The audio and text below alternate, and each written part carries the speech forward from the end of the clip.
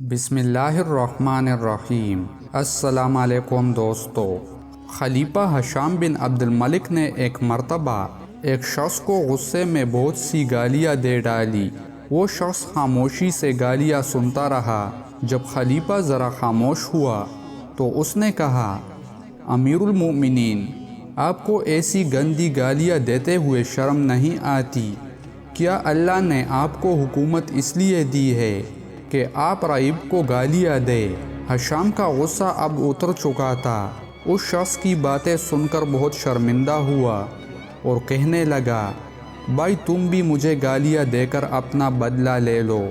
اس شخص نے جواب دیا، امیر المومنین، گالیاں دے کر میں بھی وہی غلطی کروں گا جو آپ نے کی ہے۔ میں تو منہ سے گالی نکالنے کو گناہ سمجھتا ہوں۔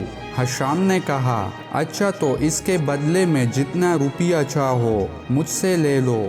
وہ شخص بولا، جناب روپیہ تو گالیوں کا بدلہ نہیں ہو سکتا۔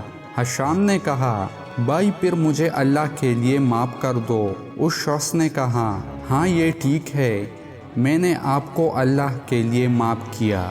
ہشام نے سر جھکا لیا اور تھوڑی دیر خاموش رہنے کے بعد کہا، اللہ کی قسم آئندہ میں کبھی کسی کو گالی نہیں دوں گا۔